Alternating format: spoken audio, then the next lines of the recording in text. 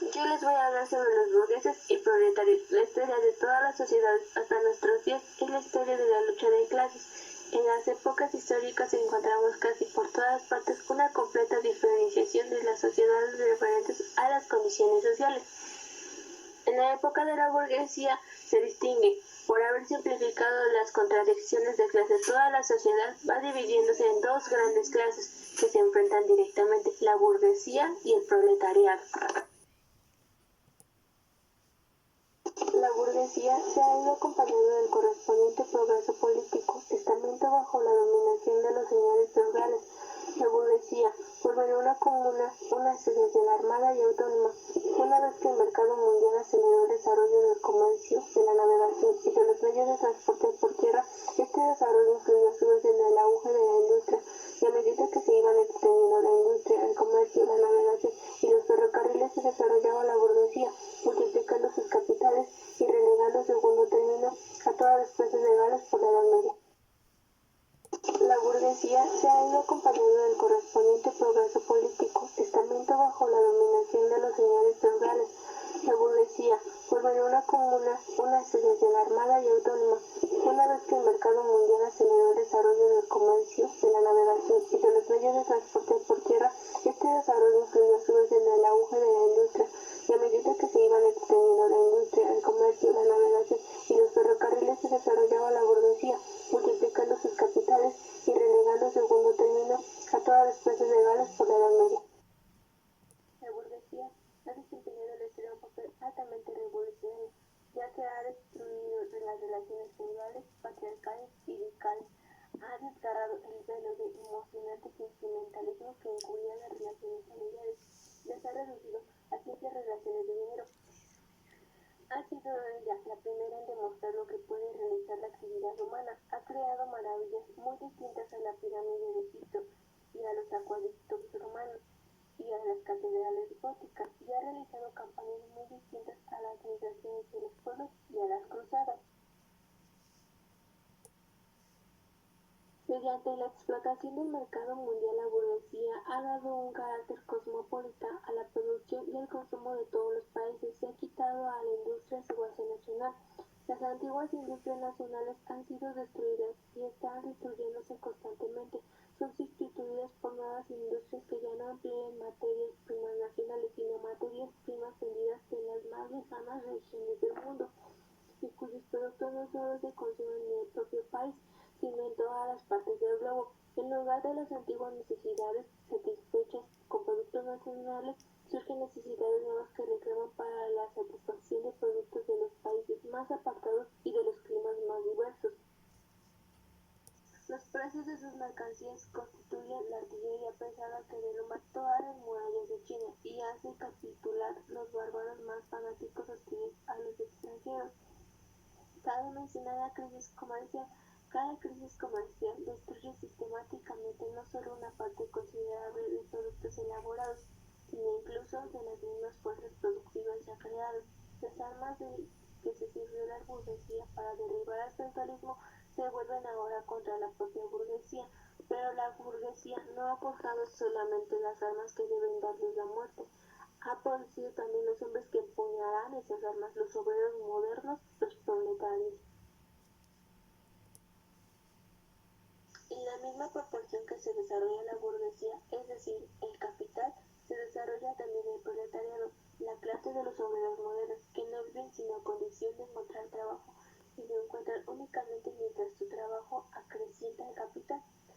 El creciente empleo de las máquinas y la división del trabajo quitan el trabajo del proletariado todo carácter propio y le hacen perder con ello todo atractivo para el obrero, y con más fastidioso resultado el trabajo, más bajan los salarios. Una vez que el obrero ha sufrido la explotación del fabricante y ha recibido su salario en metálico, se convierte en víctima de los elementos de la burguesía, el casero, el tendero, el prestamista, etc. El proletariado pasa por diferentes etapas de desarrollo. Su lucha contra la burguesía comienza en su surgimiento. Al principio la lucha es entablada por obreros aislados, después por los obreros de la misma fábrica, más tarde por los obreros del mismo oficio de la localidad contra los burgueses individuales que les explota burguesía vive en lucha permanente, al principio con la aristocracia, después contra aquellos sectores de la misma burguesía cuyos intereses entran en contradicción con los progresos de la industria, y siempre, en fin, contra la burguesía en todos los demás países. En todas estas luchas se ve forzada a apelar el proletariado, a reclamar su ayuda, arrastrándolo así al movimiento político. Los proletarios no tienen nada que salvaguardar, tienen que destruir lo que hasta ahora ha venido garantizando y asegurando la propiedad privada existente. El movimiento proletario es un movimiento propio en provecho de una inmensa mayoría. El proletariado, capa inferior de la sociedad actual, no puede levantarse, no puede incorporarse sin hacer saltar toda la superestructura formada por las capas de la sociedad oficial. La sociedad ya no puede seguir viviendo bajo su dominación, lo que equivale a decir que la existencia de la burguesía es lo sucedido incompatible con la de la sociedad. Bueno, yo les hablaré acerca del proletariado y el comunismo. En primera, ¿sabemos lo que es el comunismo? Bueno, el comunismo es un movimiento en el cual la política, la economía y la sociedad aspiran a la igualdad de clases. Los comunistas tienen los mismos intereses que el proletariado, no importando la nacionalidad ni la raza. Lo que ellos apoyarán es a la clase obrera. La meta o el objetivo de los comunistas es juntar el proletariado para derrotar a la clase burguesa y tener el poder político. Otro rasgo distintivo del comunismo no es la abolición de la propiedad en general, sino la abolición a la propiedad privada. Marx nos dice que la propiedad privada, el 90%, pertenece a la burguesía, siendo para los proletarios lo mínimo y necesario para vivir. Lo que se busca en el comunismo es acabar con la explotación del hombre. Marx decía que no estaba mal tener algo propio, sino lo malo era que se explotaba al hombre para obtenerlo. Con respecto al trabajo de los niños y las mujeres, los burgueses elegían a los niños ya que eran útiles en lugares pequeños y se les pagaba menos que a un adulto, y con respecto a las mujeres, se les pagaba menos que a un hombre y tenían el derecho de abusar sexualmente de ellas. En conclusión, lo que buscan los comunistas era eliminar el estatus de clases y la explotación hacia el proletariado. Lo que debe existir son las relaciones igualitarias entre personas y de igual forma en la educación. Una vez que el proletariado haya llegado al poder, lo que deberían hacer es disponer del capital burgués, brindar la educación gratuita y acabar con la distinción de las clases, prohibición del trabajo infantil, entre otras cosas. Yo les voy a hablar sobre la literatura socialista y comunista. Este capítulo se divide en 3 subtemas: el socialismo reaccionario, el socialismo conservador o burgués y por último el socialismo y comunismo crítico utópicos. Comenzamos con el número 1, el socialismo reaccionario. Inciso A, el socialismo feudal.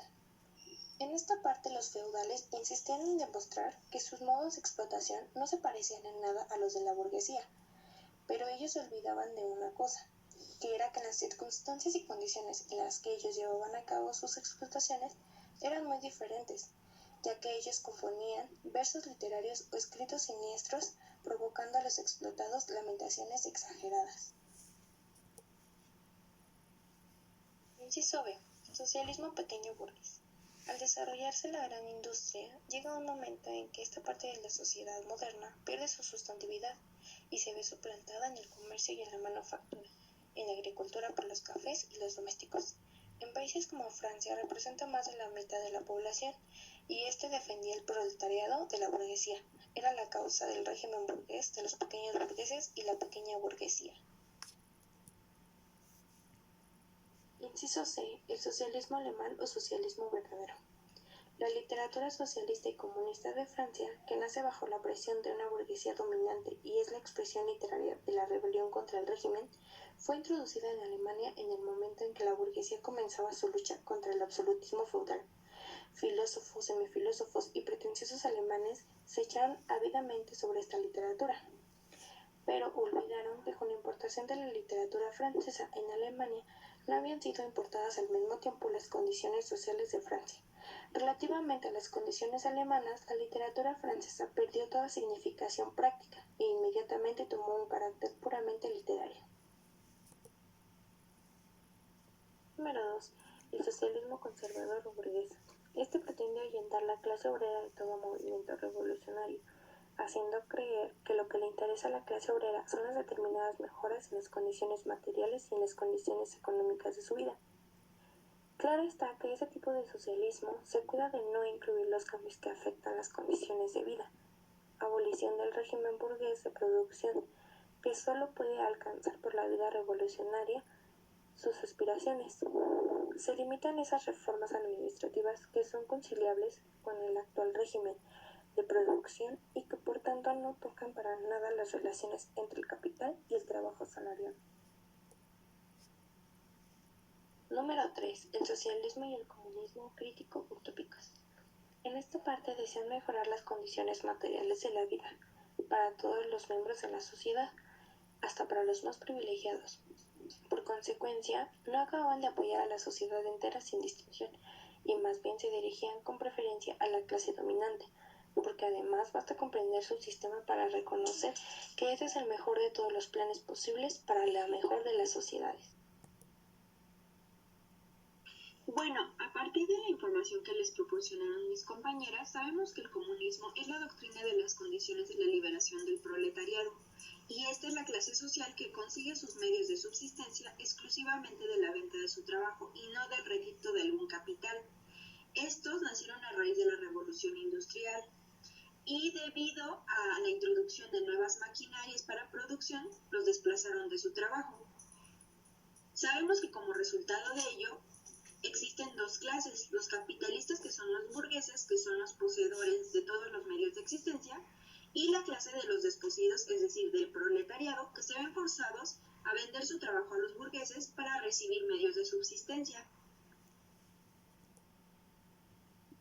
A partir de todo esto, hay consecuencias que le siguen a la revolución industrial, ya que debido a la facilidad de ampliar la producción, en breve plazo se produjo más de lo que se podía consumir.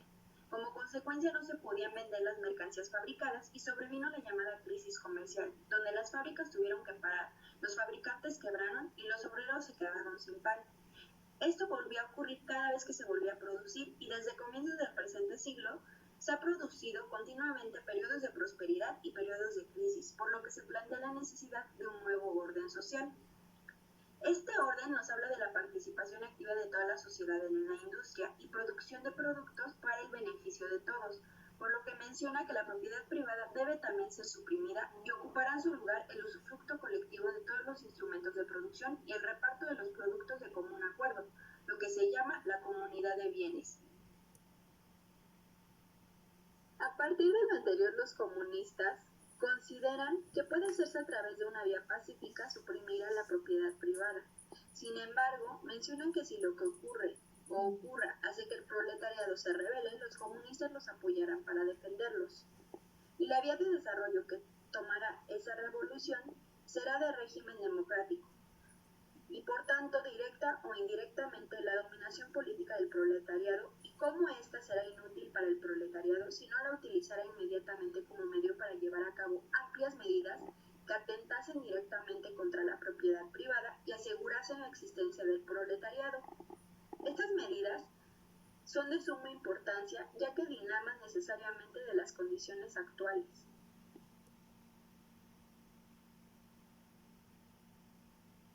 1. Restricción de la propiedad privada mediante el impuesto progresivo. 2. Expropiación gradual de los propietarios agrarios, fabricantes, propietarios de los ferrocarriles y buques.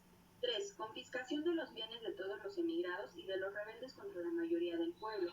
4. Organización del trabajo y ocupación de los proletarios en fincas, fábricas y talleres nacionales. 5. Igual deber obligatorio de trabajo para todos los miembros de la sociedad hasta la supresión completa de la propiedad privada. 6. Centralización de los créditos y la banca en las manos del Estado, a través del Banco Nacional, con capital del Estado. Cierre de todos los bancos privados. 7. Aumento del número de fábricas, talleres, ferrocarriles y buques nacionales, cultivo de todas las tierras que están sin labrar y mejoramiento del cultivo de las demás tierras en consonancia con el aumento de los capitales y del número de obreros de que dispone la nación. 8. Educación de todos los niños en establecimientos estatales y a cargo del Estado, desde el momento en que puedan prescindir del cuidado de la madre. Conjugar la educación con el trabajo fabril. 9. Construcción de grandes palacios en las fincas del Estado para que sirvan de vivienda a las comunas de ciudadanos que trabajan en la industria y la agricultura y unan las ventajas de la vida en la ciudad y en el campo. 10. Destrucción de todas las casas y barrios insalubres y mal construidos. 11. Igualdad de derecho de herencia para los hijos legítimos y los naturales. 12. Concentración de todos los medios de transporte en manos de la nación. Además menciona que el régimen social tendrá una influencia en la familia, ya que las relaciones entre los sexos tendrán un carácter puramente privado, perteneciente solo a las personas que toman parte en ellas, sin el menor motivo para la injerencia de la sociedad. Eso es posible merced a la supresión de la propiedad privada y a la educación de los niños por la sociedad, con lo cual se destruyen las dos bases del matrimonio actual, ligadas a la propiedad privada, que es la dependencia de la mujer, del hombre y la dependencia de los hijos de los padres. Por último, dice que esta revolución no es posible solo en un país o solo meramente nacional, ya que la gran industria, al crear el mercado mundial, ha unido ya tan estrechamente todos los pueblos del globo terrestre, sobre todo los civilizados, que cada uno depende de lo que ocurre en la tierra del otro, por lo que esta revolución debe ser universal y tendrá por eso un ámbito universal.